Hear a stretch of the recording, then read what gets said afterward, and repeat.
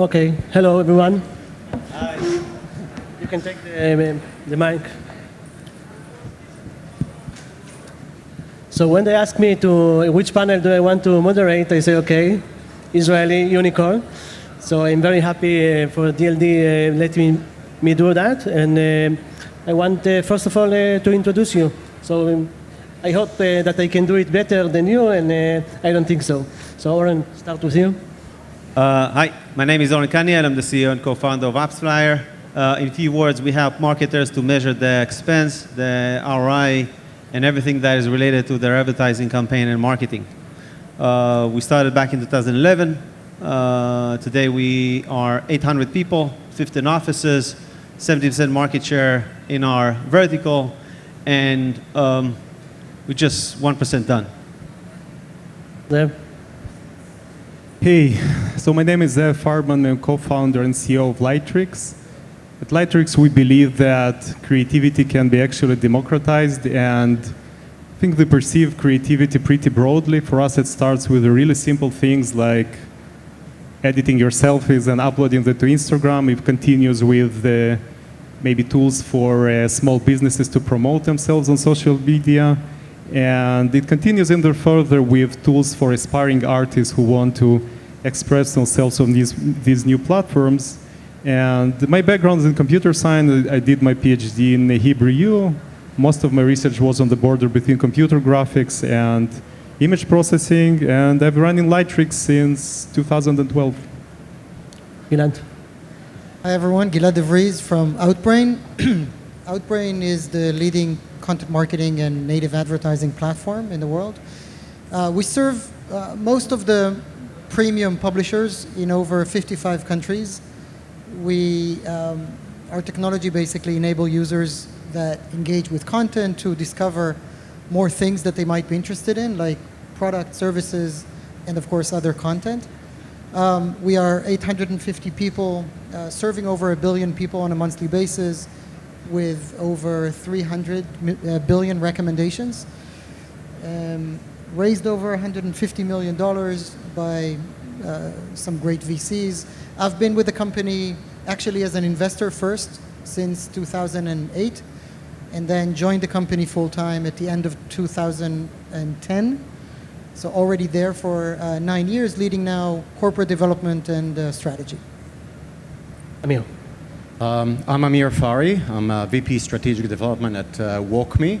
Those who are not familiar with WalkMe, we're a digital adoption platform. Basically, we create a whole new category, which Gartner just announced as a category. What we do is we simplify the experience for users on any type of applications, any type of websites, and so forth. Unfortunately, I'm not one of the co-founders. I joined the company a little 2 years after the company started. We're about 60 people back then. Now, it seems like this is common to the other panelists. We're a little over 800 employees. We're considered one of the fastest growing enterprise application platforms in the world. And the sky is the limit. Still privately held. So if we look at the companies that you work for, someone of you were at the beginning as a founder, what tips can you give the audience that they say, okay, I learned something good today that can take me in the future? Oren? I start? Yes. Do we have founders, early stage, seed?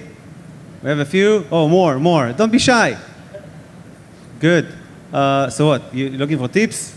Yes, I think so. So they The can first tip is don't listen to tips. All right? Because basically you are unique, your product is unique, your market is unique, your situation is unique, and the way I look at, first of all, what you first of all building is a company. Now the question is, what is a company? Bunch of people doing random things? No. It's about the culture. And I think that this is the single most important thing that you're actually building. And obviously it has to come with significant value to customers. And we've been focusing on customers from day one. We still do. I think that this is what allowed us to truly understand the customers, their needs, their challenges, and basically been developing our product together with the market and together with the market. Maybe in the early stage, for the founders here, how many of you are stealth mode? You're not talking about your idea? You have 1, 2, 3. Talk about your ideas. Talk about it. You have to. Don't keep it to yourself. How can you expect people to be inspired and to go after this idea? There is no chance. I'll give you an. You can try me. You can try me. Now, after 8 years after the incident, I can tell you. I think that this is the first time I do that publicly. I went to a meetup in Google. The meetup was about Google Analytics and mobile. And I gave a presentation about Google Analytics, what they can and cannot. And in my heart, I was asking myself, should I ask him, how do you know where the users are coming from to your app? Because, it's Google. They can maybe develop it and stuff like that. So eventually I said, I'm just going to say it. Where the users are coming from. He didn't know. So I said, okay, this is what we are building. This is what the company is about. We were just 2 people in the garage. And in the end of the meetup, someone came to me and asked me, hey, what you're building is really interesting. Can I use it? And apparently he had one of the largest applications in Israel. So I sent him the SDK. 2 days after, he told me, hey, your SDK crushed my app. I was like, oh, damn it. Maybe I'll trust you. I trust you. I'll send you the source code. Maybe you can find the bug. Long story short, he's been working on this SDK ever since. Now he's a full-time employee, the VP of Innovation in the company. He's been building a lot of products. So just by the fact that I wasn't afraid about talking about my dream. So talk about your dreams. Great. Thank you, Zev. I think I have 2 tips. One, I think which is especially relevant to early stage startups, is to be really careful around finding your co-founders. I really do not recommend starting business alone. I think it's just crazy. And I think that's one of the things that worked pretty well for Lightrix. We were a really big co-founding team of 5 people.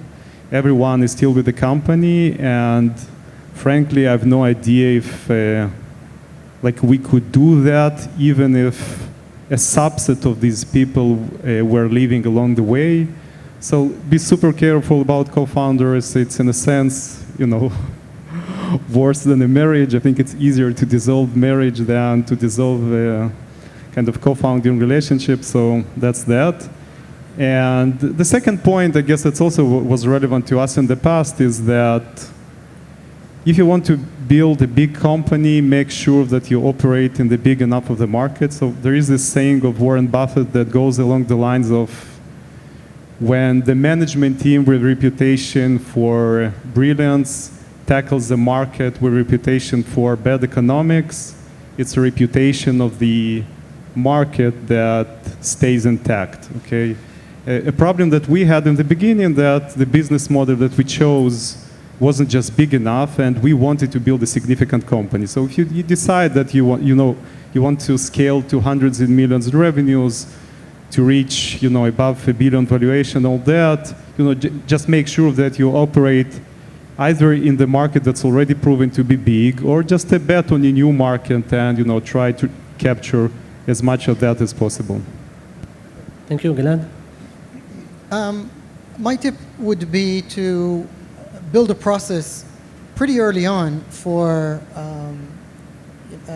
disruptive innovation as opposed to sustained innovation. What I mean is, usually when you have that snowflake of an amazing idea that gets great traction, you're hitting that amazing moment of product market fit, and you're starting to grow, that's when you need to start panicking out. That the day that this innovation will enable you to ride to $500 million in revenue is coming. The clock is ticking. It's going to take 3-4 years, whatever. And usually that is the moment that startups are extremely focused on riding that wave, and they should.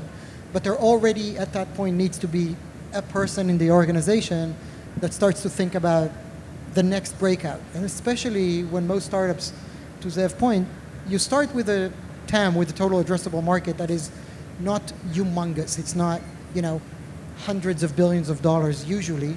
And so starting to think about how you break out of the cage and build bigger TAMs to enable bigger growth, and start to put into the company the processes that enable you to find what are the areas you're going to grow into and how you're going to actually develop innovation while not disturbing the core that actually needs to be extremely focused on riding that initial wave.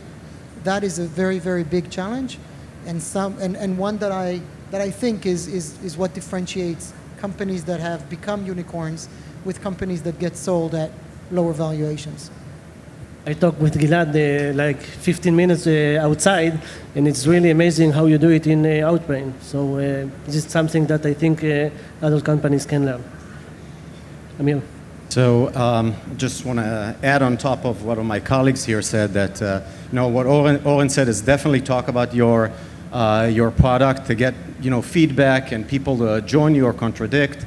And to add to that, actually try to get your product out to the market as soon as possible. I mean, as much as feedback you're going to get before you get your product out to the market, this is all in vacuum. This is still, playing with theoretical. Get your MVP out there and start having the market actually validate that what you think you're going to get from the market is definitely it. And actually, I remember hearing it from Outbrain's one of co-founders, Ori Lav, that says you need to understand where you're going, but just get out there. You're never going to know exactly how to get there. The lighthouse, I don't know if you heard Ori ever talking about the lighthouse, but definitely every day. Yeah, about the lighthouse. So it's so true. Now, what you said about the total addressable market, that's also very true, but also be very careful of the total not going after the entire total addressable market too fast, too quick. For example, at WalkMe, one of the big mistakes we did as a startup, it was that, if I go back to describing what WalkMe does, is that we simplify the experience on any system, any application. Meaning that the total addressable market is limitless. Every company, every website, every application is a target market. So we started selling WalkMe for $9.99 or $9.99 a month, and everybody came. We got tons of leads.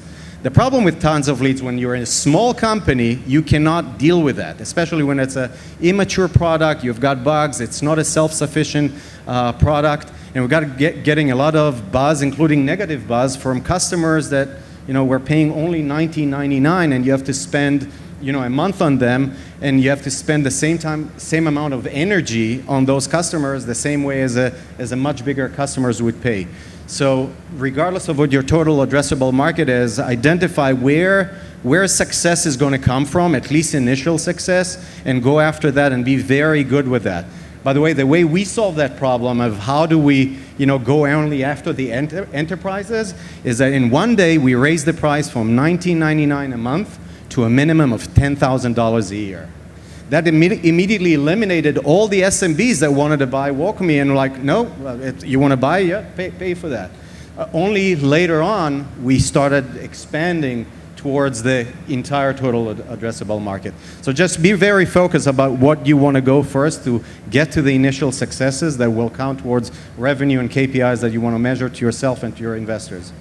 I think the point that Amir is making is extremely important, which is how much you need to focus in the early days and focus on it, not only on having a specific product, but serving a very, very specific buyer and not only a specific persona of a buyer, like a specific niche in the market, whether it's a category, a vertical, a buyer within the corporate, who's the one that is going to have the budget line to be able to support who I need to go after and how I serve him. I think I'd like to add to that, one thing that served us very well is the understanding that the biggest problem that these customers have is not the fact they don't know you. It's the fact that usually stopping what they are supposed to do or have been going after or planning for the quarter, listening to what you have to offer them, and then executing on it. The biggest problem is the actual go-to-market, the actual ability to get them to stop and to spend the time to listen to you. And to do that, you really have to understand the amount of friction that is inherent there. It's not just about the price. It's really all about the time that it takes them to spend on actually learning your technology, and to get them to stop what they're doing and switch over to whatever you're proposing. It needs to be 10 times better than the alternative. 2 times better is not going to be enough. 3 times better than what they currently have is not going to cut it. You have to be 10 times better with your value proposition and have the right support and the right product and the right... Your value proposition, if you remember the 10x factor, I think that's the most important thing that leads to customers stopping what they're doing, listening, and executing on what you have to offer. Oh, and I saw you want to say something. Yeah, I want to refer to the target market, which is you go raise money, they ask you what's the target market, TAM, all that stuff, and investment bankers in early stage don't take it very seriously. When we started the company, the target market was 0 because it didn't exist. When Apple and Steve Jobs introduced the iPhone, the market for smartphone devices was 0. He created the market. But the way we thought about it is we want to operate in a market that is going to grow like crazy. So it's not about the size, it's about the growth. Because if it's going to grow like crazy, if you're average, you're going to grow like crazy. And if you are really, really good, you're going to grow, your growth is going to be insane. And if you're not so that great, you're also going to survive. So pick something that is going to grow like crazy. We selected mobile phones platform back in 2011, and we thought that, you know, when I first hold my first iPhone, I didn't believe that the iPhone was going to be a thing. I had the BlackBerry. So the first 48 hours, I was pretty sure that it's going to change everybody's lives. And we want to be part of it. So we created like kind of the Levi's of this mobile gold rush. We built a platform that everybody needs in order to be successful. So don't, in early stage, what I'm trying to say, don't just throw a few numbers you found on Gartner and just pick a whole market, like a big market, because you're going to iterate and you're going to change and so many things along the way, and the market's going to change. Just take some really big, such as mobile analytics. Yeah, it's going to grow. Okay, let's do that. Do you want to add, or Gilad? I know you will talk all day, but no, you know, I love Oren, but I don't think. I think you guys did play into a TAM. The TAM that you're playing into is a $500 billion TAM of marketing. Thank you. Tell marketing, it to my investors. Exactly. So this is like the advertising spend you're saying. Yeah, but we're not part of this. I know. So this is top down. So it's for investors. No, my point is that there's a $500 billion spend into marketing general. The wave is going to go from traditional marketing to online advertising to mobile marketing, and people will need a service to be able to support or provide the ROI for their marketing. So if I assume mobile marketing will become a $150 billion market in 5 years, and the TAM for services to support that spend are going to be up to 10% of the marketing spend into the advertising itself. Here is how I show you it's a $50 billion market. There goes a huge TAM. Yeah, back then mobile advertising was SMSs and all that stuff. I know. But you built into the growth of mobile marketing as the prime it didn't really method exist. Of course. Yeah. But you know, the risk of what you're promoting, I think, is a very important point for founders, which is the question of whether you want to drive innovation in an existing category or invent a new category.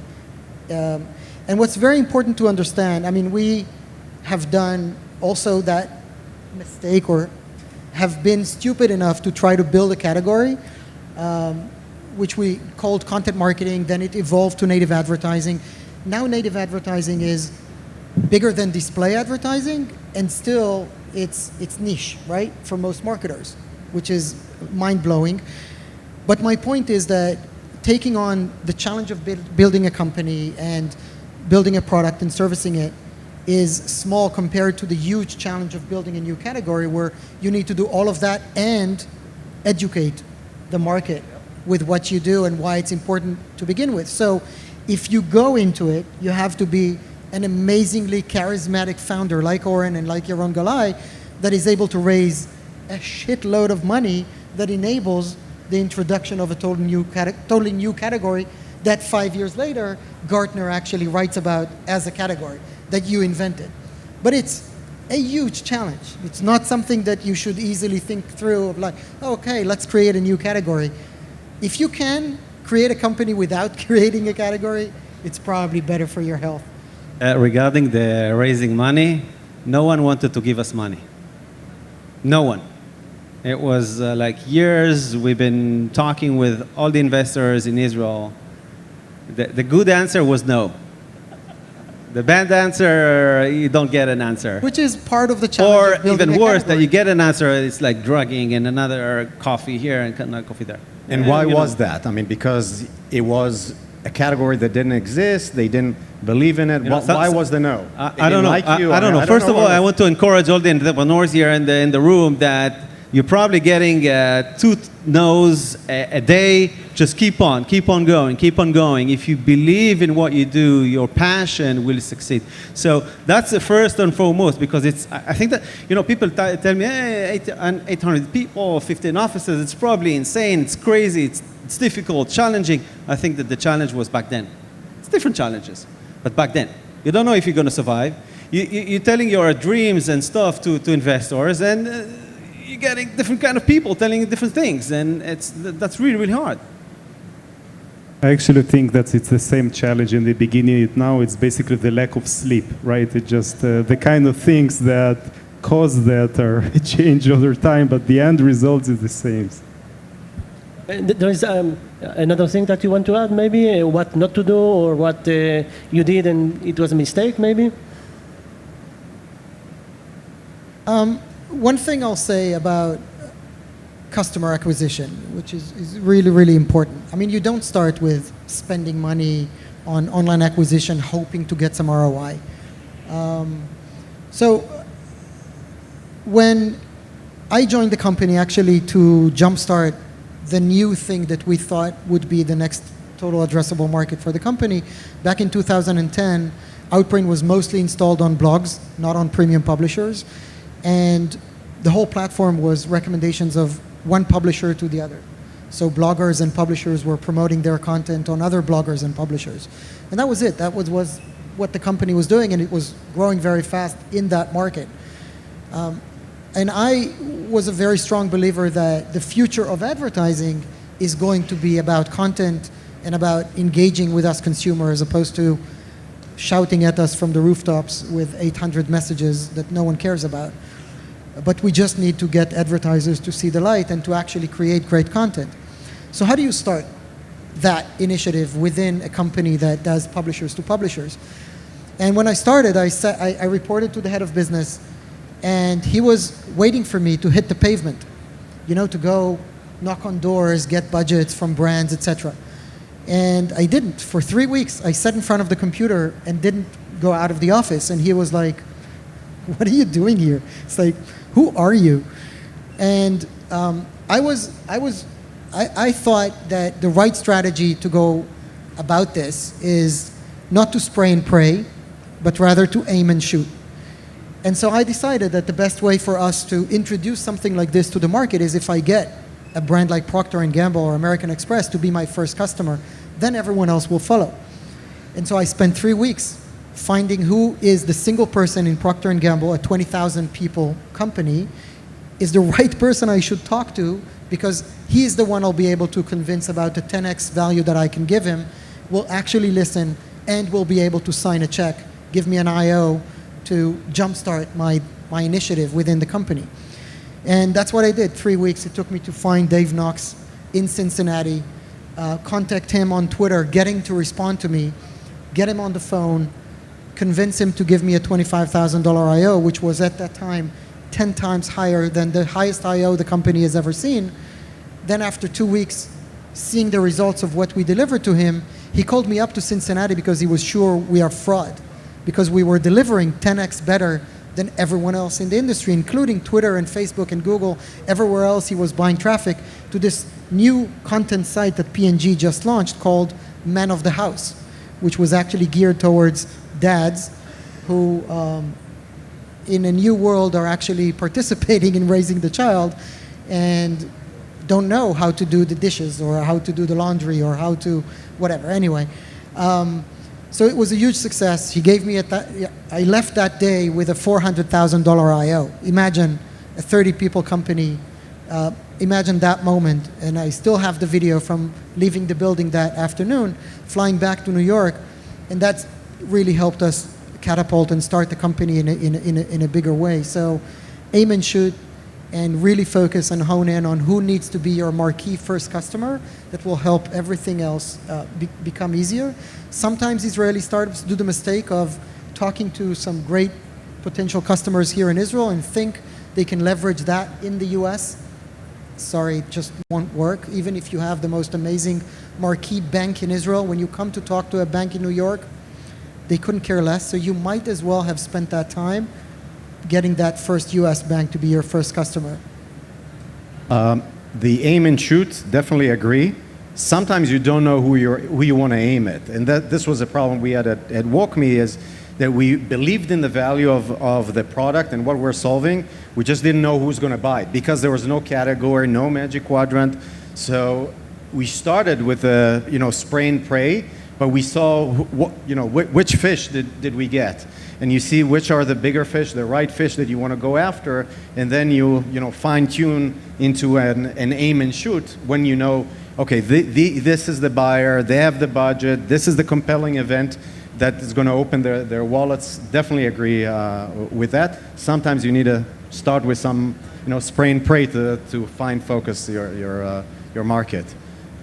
Another maybe mistake that we did is that our strategy seemed to work very well in North America, and we thought that it's pretty much replicable to other parts of the world, and we fell flat on our face. I mean, American customers don't buy, and we're focused mostly on on enterprises. So we're a B2B, but specifically B2B enterprises. I mean, most of our target customers are the Fortune 2000. This is what we specifically focus. They don't buy the same way in different parts of the world, not in Asia Pacific, not in Europe.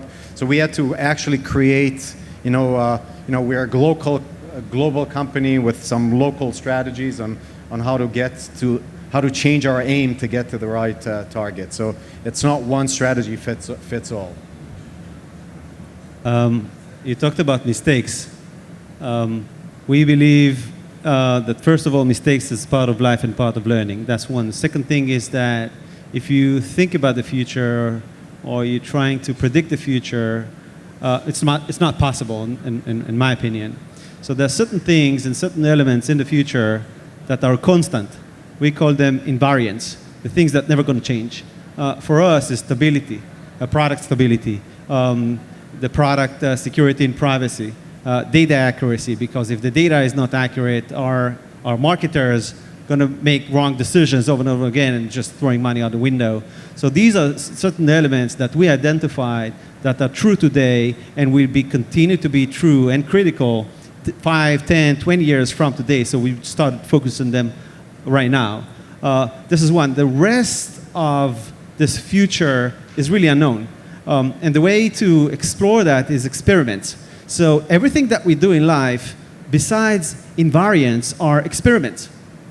So we don't know how this panel is gonna go. It's experiment. It's going well, right? Yeah, and we're probably gonna learn something out of it, right? So what I'm just saying right now is also an experiment. I don't know how the crowd is gonna behave. So I'm experimenting that, and hopefully next time I'm going to improve that. So again, if you think about the future, it's more of inventing the future, right? The best way to create the future is to create it. Oh, I made a mistake. Anyways, you got the idea. And if you create a culture of experimentation that is embedded in the company culture, you are creating something that will become the future. But I ask you, if you are a company of 5 people, 10 people, we fail You do a lot of experiments every single day. Every time, all the time. Even just crossing every single thing that you do in life is an experiment. And this is how you need to, this is the mindset. So it's not about making a mistake. It's making an experiment. Now, the question is whether it's going to be a successful experiment or not successful experiment. And if it's not a successful experiment, you're going to learn something out of it. Now, the smaller experiments you're going to run, you can learn faster and iterate on this future that is technically unknown. It's actually, I think I agree with Oren. I mean, iterating is big and making small mistakes is a big part of figuring out things in the beginning. And since we started as a bootstrap company, we didn't have the privilege of making big mistakes, right? I mean, if we had some really big mistakes in the past, I wouldn't probably sit in here, right? So I'm all for the concept of iteration and not making huge mistakes in the beginning. So let's check out to the Israeli startup ecosystem. What do you think are the challenges now that we face, startups or even unicorns? And how do you think your company can help, or it's really helping now the ecosystem? Maybe I'll start from the really, really good things. First of all, amazing people, amazing talent. So maybe we are really, really small market, so we have to go global. But the local market is absolutely amazing. So right now, I have a pleasure to sit right to one of our customers and partner Outbrain, and potentially we're going to buy from you. I don't know, don't think that. Maybe. So we are actually, yeah, it's in the process, I know. Sign on the budget. Don't worry. So first of all, we don't even have the platform to actually walk on. This is why you came. Anyways, so this is kind of an amazing ecosystem that you create this kind of synergies, because only when you have this kind of ecosystem you can actually learn from each other and grow. There are many other challenges. Maybe you want to talk about challenges? Yeah. What? You're in New York. You don't have a lot of challenges. No, I'm actually back. I've relocated back to Israel. Welcome. Tel Aviv is the best city in the world, really. I think, first, there's the notion of competition. Especially when you're talking about Outbrain, the competition is very obvious. And a lot of people think of it as a negative thing, like, oh my God, you guys have so much competition, it's so hard. And actually, we see it as a huge asset that we have, because a competitor makes you better, it keeps you on your heels, it makes sure that the customers are always busy thinking. The competition reminds them of the full potential that you can work with them on. And I think, if there's one thing that we were able to grow on significantly is the fact that we had such fierce competition, and the fact that some of our fiercest competitors are actually Israelis is great. And we enjoy it. We're very good friends, and it's really a good thing. Actually, the way you need to think about it is, if you really have strong competition, it means that you created value, you create a real category, something that is sustainable and is interesting and is big. If you don't have competitors, it should be a red light that something is wrong about the TAM, about the potential, because obviously no one else sees the opportunity that there's there. I just want to refer to that. To validate the market, as an entrepreneur, you so believe in it that you don't need any validation. You just go there. But I totally agree with what you said, because all of a sudden you have a bunch of companies competing with you, running experiments on the same market, trying to solve the same problem, and you can learn from their experiments, and it's not on your payroll. It's amazing. You can learn so many things, for the good things and the bad things. So you just need to listen to the market and look at these experiments. So the experiments that you run with your people, extremely expensive.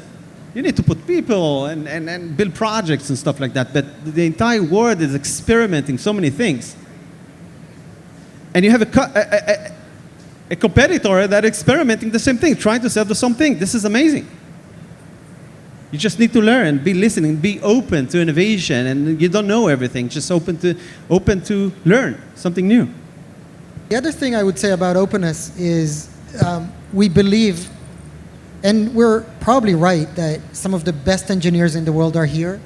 and we're competing very fiercely on manpower. You stole a couple of very, very good people from us.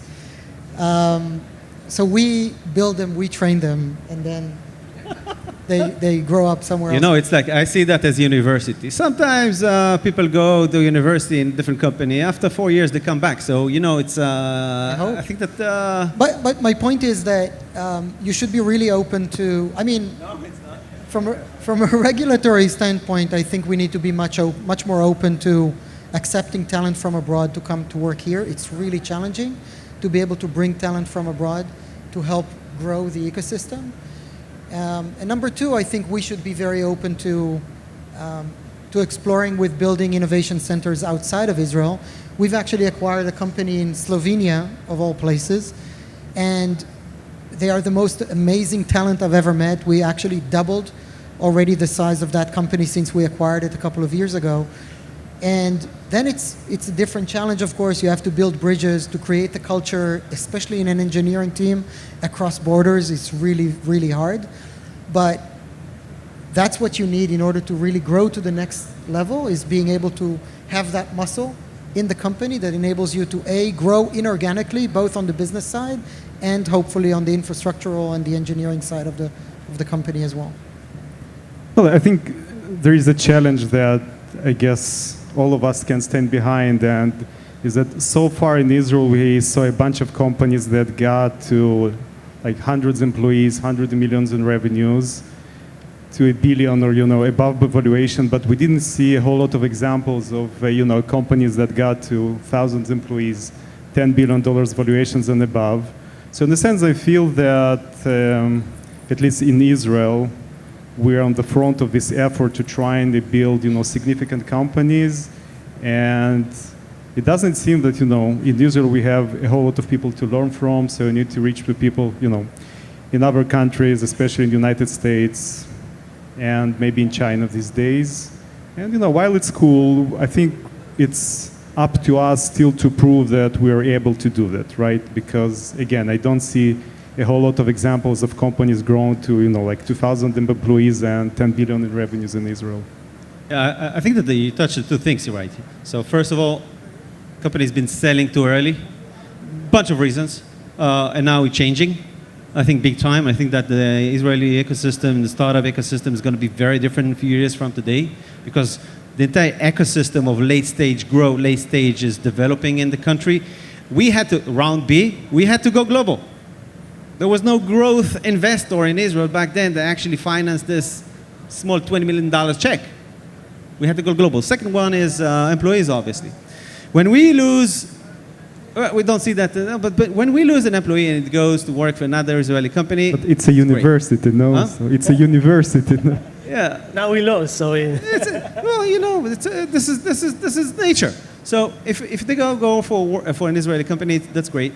But what we have here, huge companies with huge R&D centers in Israel, and the economic benefit of an engineer, one of any these companies here, is amazing, and it's great for the country. But if this engineer is going to work for this huge R&D centers that are located in Israel, the economic benefit for the country is maybe 10%, maybe even less. So think about that impact. Now the thing is, also, if you think about outsourcing country, and the first one that comes to mind is India. Now the question is, are we, or any other company or a country, would like to be an outsourcing center or innovation center that builds meaningful companies? This is the question. Now the question is, and I can ask you all here, how much support you got from the government when you started the company? So this is in spite of everything. In our case, we got a whole lot of support, both from Jerusalem Development Authority and the mayor office, etc. So guys, consider to open companies in Jerusalem, not in Tel Aviv. What kind of support you get? So there are a bunch of things. First of all, we are getting support. We got support to rent offices inside Jerusalem and to scale the company in Jerusalem. Basically, the train to Israel to the Jerusalem is also support. Well, that's not part of that. But basically, if you scale as a company, you can get back part of the employee's paycheck, like even to that degree. It's a great support. Trust me about that. Yeah. So we move to Jerusalem. That's what I told them. Tel Aviv is not the only place to do business here. Okay, All right. before we Okay. do that, I think we learned a lot, not enough. I'm sure all the startups that are here, waiting for the Pick a Startup competition, want to learn more, but we have to go with the competition. So can you sum up? But Orly, Thank you very much. Orly, Yeah. unicorn, schmunicorn. Unicorn, It schmunicorn. don't mean a thing if it ain't got that Don't swing. mean a thing if it ain't got a swing.